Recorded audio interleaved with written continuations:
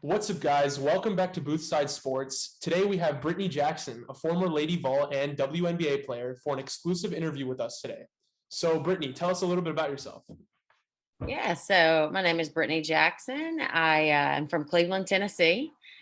Some of you guys don't know where Cleveland is. It's in between Knoxville and Chattanooga, a small town. It's growing, but started playing basketball at the age of 4 years old. The sports have been a huge part of my life and taken me all over the world. Went on to play, as you mentioned, for Pat Summitt at the University of Tennessee, and was a dream come true.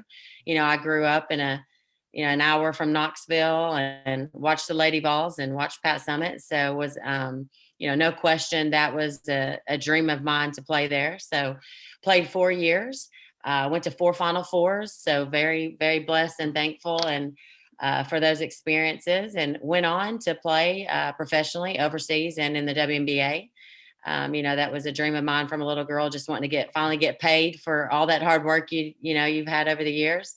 And so played the WNBA and also do sports broadcasting. That was a major of mine. So have done that several games, mostly women's games over the years. And now I am a mom and about to get married. So my life's a little different than back in those UT days. But, that's pretty much me from a small town, Cleveland, Tennessee, which is growing. It's getting bigger. But uh, it's basketball has been a huge part of my life. Well, congratulations on your upcoming marriage. Yeah. Thank you. I'm excited. Yeah, that sounds amazing. All right, so I guess we're just gonna jump right into it. So my first question for you is, what is the most impactful moment of your professional career, like in general? Just, it doesn't have to be basketball, but just like anything, like the most like influenced you the most. Professionally? Yeah. As I mentioned, playing at such an elite program. I mean, when I came out of high school, I know you guys don't, the generation now doesn't know this, but the Lady Vols and Pat Summitt, it was the top number one team in the country every year. It was us and UConn. So, playing at that top notch program, and then you go and you finally get to play professionally. You realize and appreciate, we flew charter to every game. And, it just the way that experience and the 4 Final Fours and the way that you just, get treated. I mean, Pat Summitt took great, amazing care of us. So, it's a little different when you go into the professional world. Now it's a business. Right. And it's, everybody's for themselves. And so, I really miss that team atmosphere, the team in the locker room, it's more of a business professionally. But again, it's something that I dreamt of always getting to, finally get paid for that. So, it's just that transition was somewhat tough. When I go, people don't realize in the women's game, our WNBA is really overseas. Our NBA is really overseas. Like, that is where you play longer. The season is longer. You make more money. Like those WNBA All-Stars, they're making millions overseas, and they don't make that in the WNBA, Right. which it's getting better. And they're making more and more. I just saw they actually had huge increases in pay, raised a lot of money for the WNBA. So I'm very excited about that. But, that's our NBA. It was like going overseas, and those girls, you have girls making millions. And so you get treated like, the Michael Jordans of the NBA over there. But it was an experience that, I would never have been able to travel to Turkey or Poland or Italy and Greece and be able to, do what I love and get paid for it. And so, you meet players, and I still have friendships that I keep in touch with from Turkey and Poland that I, played with. So it's neat. It's basketball is such a huge part of me. It's not entirety, all of me, but it's such a huge part of me. It's taken me all over the world, and professionally, it just, I miss it. I still miss it to this day. And, I stopped playing to continue and pursue my TV career because it's at the same time, and I kind of had to make that decision. Right. And I don't regret it, but I miss it. I didn't just quit because of an injury or, because I couldn't play anymore. I made a decision to pursue my career here in the States with TV and broadcasting. So, my professional career, I enjoyed it. I had great experiences. I was in, perfect, great situations for me. And, got to see the world. It sounds fun. All right, so I really wanted to dive into your early time at UT. You played for, in my mind, and I feel like everybody's mind, the greatest women's basketball coach of all time. Greatest coach of all time. Yeah. I don't know. Bill Belichick's up there. Man. I am biased, but there's a lot of what ifs that happened. Like I feel like instead of Kelly Harper, if Pat Summitt was here today, us going up against South Carolina next week would be a prime game time matchup. But what was it like playing with Pat Summitt or being coached by Pat Summitt? And the reason I'm asking this because I got to meet John Fulkerson on Wednesday, and all he talks about is how Rick Barnes was a jokester. He's a funny guy. He's always trying to get a lot out of his players.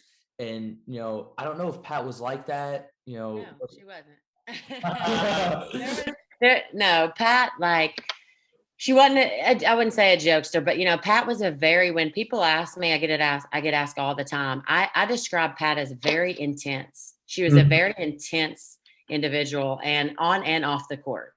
And she was just determined, and just one of it was tough. I mean, people ask how was it? And if you ask any Lady Vol that's ever played, there's 161 players that have played for her. And if they say that they ever thought about not leaving, they're lying to you, because it was tough. I mean, she played the mind games, and that was something she really emphasized, was being mentally tough. And when you're going through that at 18, 19, 20 years old, you don't get it. You don't understand it. Like, why is she doing this? I don't get it. I don't understand. Now, I mean, how much she has impacted my life in the business world now that I'm in my everyday life, my personal life, my, everything. You get it, but you don't really understand it when you're going through it. So, it was tough. It's tough. You have your ups and downs, and there's years that you think, oh my gosh, I got to get out of here. I can't do this anymore. But I stuck through it, and it's so worth it. She just teaches you that, just the mental toughness is with her. But, Pat, we'd have that, we'd always come over to her house. She was an amazing cook and the best sweet tea to this day that I've ever had.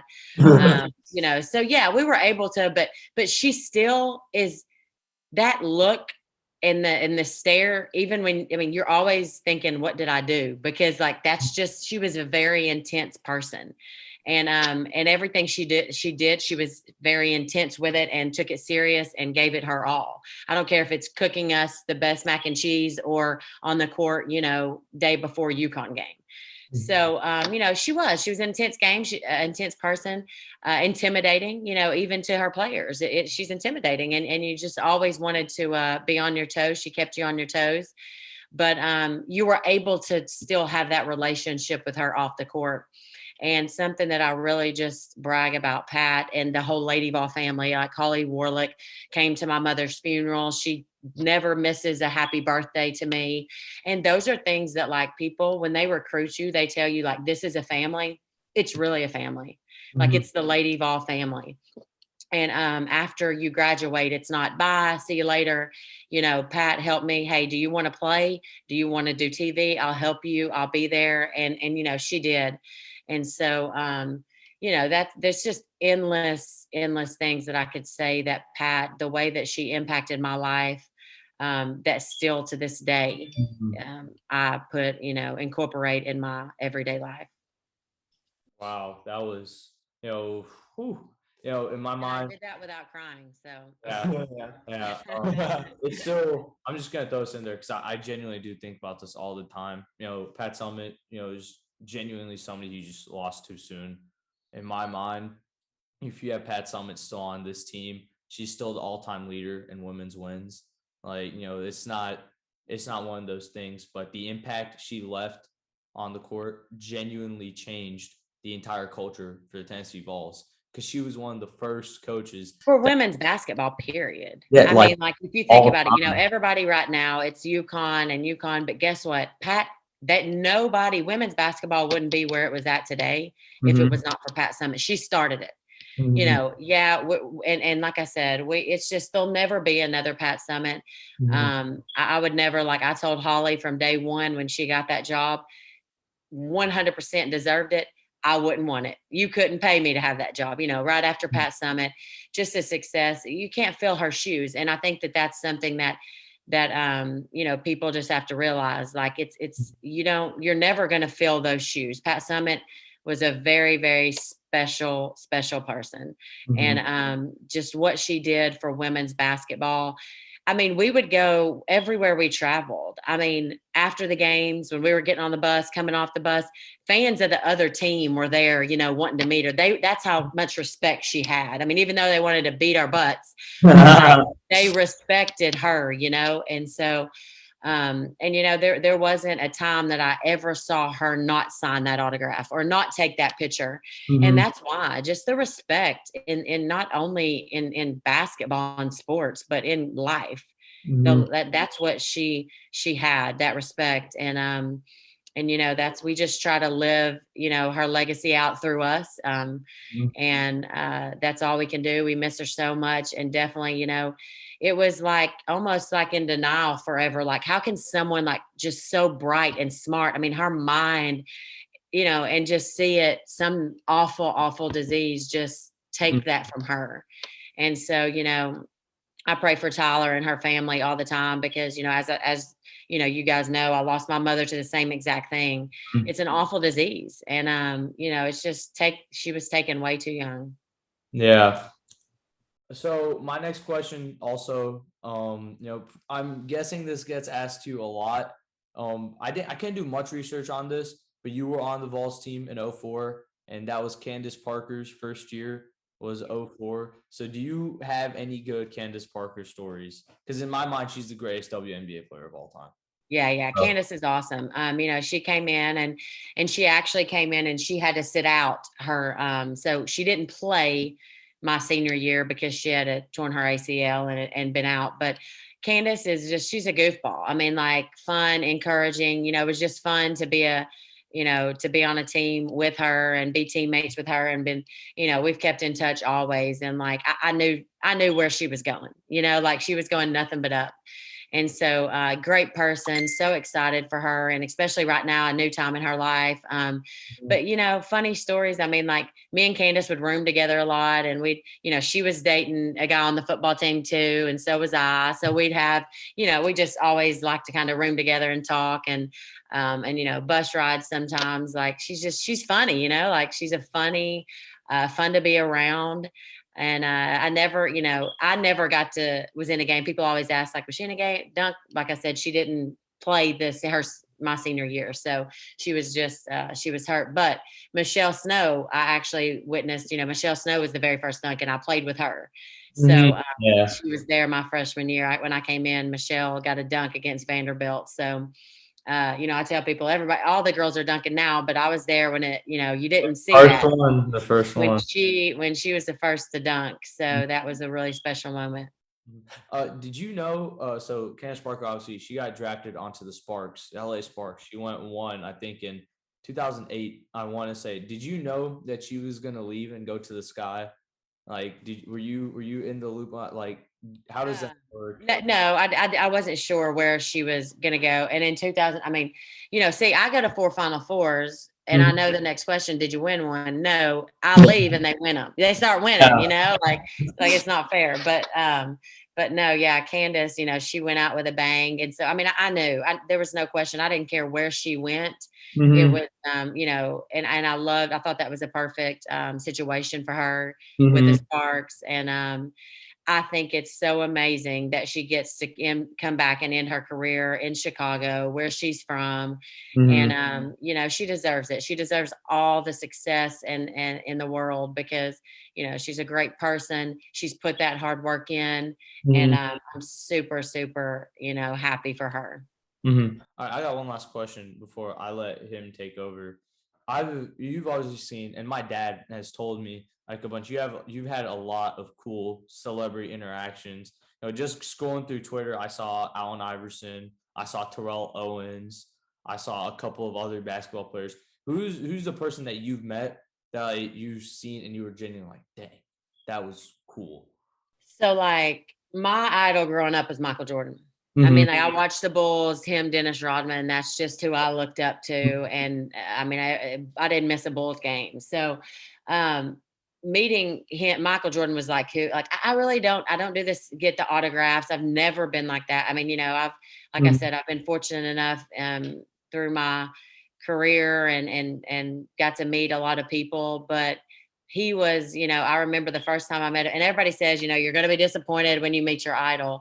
But that would be the one thing. Like when I was living in Charlotte and doing some work for ESPNU after college, and meeting him was like, I might need to get an autograph. I didn't, but like, I'm like, that was the coolest thing. I mean, just because he was my hero, one of my heroes, and like, you know, that I always looked up to. And so that was probably the coolest. Other than that, I mean, I just, you know, I've met a lot of people and been blessed to be around people. And like, as I do my charity event, you mentioned some of these guys that come to my charity event. I started a charity event whenever Pat got sick with my basketball camp that I do every year. This year would have actually been the 11th year. We haven't got to do it the last couple of years because of COVID, but you know, the relationships, it's all about relationships. And that's something that Pat Summitt taught me.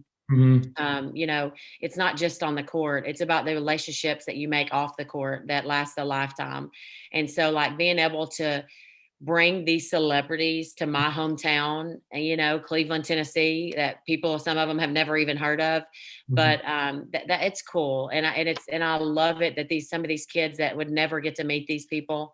But I hadn't got Michael Jordan here yet, you know, but hey, I'm working on it. But that was my one, like my mouth probably was like on the floor the whole time, just talking, you know, he's talking. I don't even remember what he said. Yeah, no, I can only imagine how amazing that was. So I'm gonna jump back to the WNBA, just in general. So I know we've heard a lot of stuff about the WNBA in the last 2 or 3 years, and I know viewership for the WNBA is not what it could be, and I see a lot of potential in there. Like in the next 5 to 10 years, like there's a lot of things you can do. So do you have 2 specific things that you think the WNBA or just the public in general can do to raise like viewership for the WNBA? Yeah, you know, I do. I think that they're doing a lot of great things. As I mentioned, I saw how much, you know, they raised a great amount of money to help, you know, pay the players more. You know, it's tough, you know, when you're working after the 3 months, you know, everybody, I mean, even the all-stars, they're having to go overseas to play because, you know, to be able to make money, because you can't just live off, you know, salary in 3 months. So I think there's a lot. And then you talk about viewership, you know, just the marketing side of it. I think they're doing a better job at, but also you've got these players like Candace Parker, Skylar Diggins, you know, like they're very marketable. And it's just important to, you know, get these men that want to watch, make the game exciting, you know, like, and I mean, women are breaking so many barriers nowadays. Like you said, I remember when Michelle dunked, it was the biggest thing in the world because you never saw it. Now there's girls dunking all the time. And so I think it's great for the young girls growing up in this generation, and the younger girls just seeing they can do anything, and the excitement that they have, the potential that they have to look forward to. But, you know, I think it's getting better because, I mean, when I came out of college, I remember every year there was 1 or 2 teams that would fold. And, you know, you really didn't know if it was going to last. So it has, and they've done a good job. And I just think they continue to try to get that viewership, get people in the stands. I think they're doing a better job, and the players are doing a better job of getting people, you know, excited and you know, get it in the stands. But, you know, we're dunking. Who knows what we're going to be doing next? You know, we're catching up to the men. So it'll be there. It'll get there. And, you know, I think it's exciting. It's exciting for young girls to watch and look up to. Yeah, no, I think like you said, like putting people, like well-known people into the spotlight, well-known WNBA players like Candace Parker into the spotlight, like just getting more interviews done, getting like these bigger networks like ESPN, TNT kind of broadcasting more of that. I definitely think that'll help a lot, especially in the near future. For sure. And, you know, I give a lot of credit too to like the guys in the NBA. I mean, you see Chris Paul all the time, like just supporting, and LeBron and different, you know, supporting the girls. I mean, I think that's huge that you're getting, you know, they're getting more support from the NBA. Right. and those guys, and that brings a lot more attention to it. And I think that I respect that because they respect it. They know how hard these girls are working, and do I think that it'll ever be paid as much as these NBA guys? Probably not, but I think it's great that they're getting that support from the NBA as well. And these guys are, watching, they're at games, they're in the stands, and that's huge. Yeah, no, I see. I'm on Twitter a lot, a little more than I should be, but I see that a lot on these different I follow a lot of basketball pages. I see yeah, LeBron's at this game, Chris Paul's at this NBA game, and I'm like, that's cool. That's good to see. It's a step in the right direction. Absolutely. Okay, so last question for you, because you actually kind of brought it up in this last answer that you did. You were talking about these younger girls and how they look up to these WNBA players. So this last question I have for you is, what is one specific message you would give to these younger players? Like one message that you wish you could have told yourself back in middle or high school? Yeah, that's a great question. I have a basketball academy and have, love working with young kids, boys and girls of all ages, kids that have never played, all talent levels. And, what I tell them all the time, and, I'm I was in your shoes. I was this young little girl from Cleveland, Tennessee. I wasn't from New York and LA and all these, big cities where you have all this opportunity, but I was in your shoes, and look, where basketball has taken me. And even if, I don't care if you want to play college basketball or not, or you just want to play, rec ball, or you want to play whatever it is, you can do it if you just put your mind to it and work hard. And you watch these girls that you're watching on TV that are, and going overseas and making millions and stuff. They were in the same place you were at one time. And so it's just a matter of separating yourself from everybody else. That everybody else doesn't want to go play college ball. Everybody else doesn't want to go play professional in the WNBA one day. So I just try to tell them, make sure if this is, you want to do it, you put your mind to it and you work hard, you can get there. Because sometimes we look at things, anything in life, like if I want to be a singer or I want to be whatever, you just think it's so far away. I can't do that. Guess what? Those people, LeBron James was in a 5-year-old, 6-year-old playing in rec league somewhere too.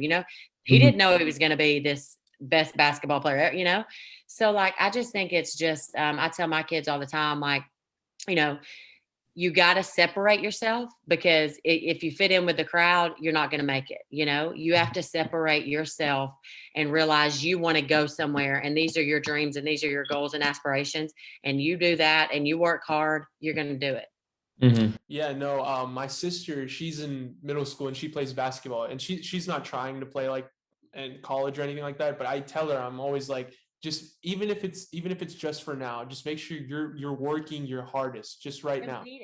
Competing, exactly. I mean, like I said, my fiance coaches a high school team, and just I don't care if it's even high school or if it's middle school. So it's not college basketball, professional basketball. It's not for everybody. Professional sports is not for everybody. College sports are not for everybody. But if you're going to do it, give it your all. I don't care if it's tennis, if it's basketball, basketball is a team sport, whatever it is, compete. And, Pat, and I watch Kara Lawson is a teammate of mine that she just comes to mind when I talk to things like this, because when I see her, she's coaching at Duke now, and she just is such a reflection of Pat Summitt, the things that she says, the speech and the conversation that she has with her team. But Kara, it didn't matter if we were playing ping pong on a Saturday or what. I remember we had this water polo game that we played. She wanted to win. I don't care what it was. And so just competing and being a competitor, even if it's at school, you're in yearbook or you're in FCA or you're in whatever your role is, give it your all and compete. Want to be the best that you can be at whatever you're doing. I don't even care if it's sports, just in life. And that is something that Pat Summitt really instilled in me.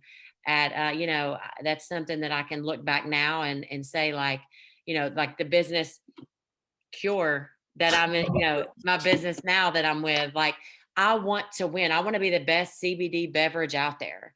Mhm. And it's just I think that's important. It doesn't matter about if you don't want to go to that next level, but when you're doing it and whatever you're doing on the court, off the court, whatever, give it your all.